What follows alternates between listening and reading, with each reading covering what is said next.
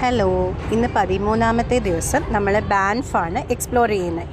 Microsoft വിൻഡോസിൻ്റെ iconic ആയിട്ടുള്ള ചില പിക്ചേഴ്സില്ലേ എന്ന് പറഞ്ഞതുപോലെയുള്ള കുറച്ച് സീനറീസൊക്കെ ആയിട്ടുള്ള ഈ സീനിക് ട്രാൻസ് കാനഡ ഹൈവേയിലൂടെയായിരുന്നു ഞങ്ങളുടെ യാത്ര. ഒരു സൈഡിൽ പച്ചപ്പേറിയ മലകളും മറ്റേ സൈഡിൽ നീല വെള്ളവുമൊക്കെ ആയിട്ടായിരുന്നു. അപ്പോഴാണ് ഈ ദൂരെയുള്ള ഈ സംഭവം കാണുന്നത്. ഇതെന്താണെന്നല്ലേ, ഇത് വൈൽഡ് ലൈഫ് കോറിഡോഴ്സാണ്. അതായത് ഇതിൻ്റെ മുകളിലൂടെ ആനിമൽസിന് വണ്ടിയൊന്നും തട്ടാതെ സേഫായിട്ട് ക്രോസ് ചെയ്യാനായിട്ട് സാധിക്കും. അങ്ങനെയുള്ള വൈൽഡ് ലൈഫ് കോറിഡോഴ്സ്. പിന്നെ ഇത്ര ഭംഗിയുള്ളപ്പോൾ നമ്മൾ ഇറങ്ങി നിന്ന് ഫോട്ടോ എടുക്കാതിരിക്കുന്നത് ശരിയല്ലല്ലോ. അങ്ങനെ ഞങ്ങൾ ഇറങ്ങി നിന്ന് ഫോട്ടോസ് എടുത്തിരുന്നു.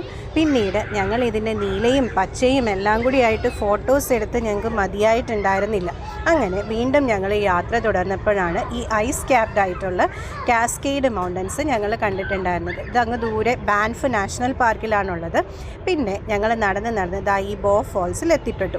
ഈ ബോ ഫോൾസിൽ വരാനുള്ള കാരണം എന്താണെന്നോ, അപ്പുറത്തെ ഗോണ്ടോള കാണാൻ വേണ്ടി പോയ ഞങ്ങൾ അതിൻ്റെ എക്സ്പെൻസ് ഓർത്തുകൊണ്ട് താഴത്തിറങ്ങി വന്ന് ഈ മനോഹരമായ ഫോൾസിൻ്റെ അവിടെ നിന്ന് ഫോട്ടോസൊക്കെ എടുത്തു.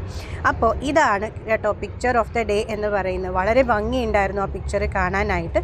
പിന്നെ സ്വല്പം റൊമാൻസ് ഒക്കെ ആവാമെന്ന് ഞങ്ങളും അങ്ങ് തീരുമാനിച്ചു. അങ്ങനെ അവിടെ നിന്ന ആൾക്കാരെയും കൊണ്ട് ഫോട്ടോസൊക്കെ എടുപ്പിച്ചു.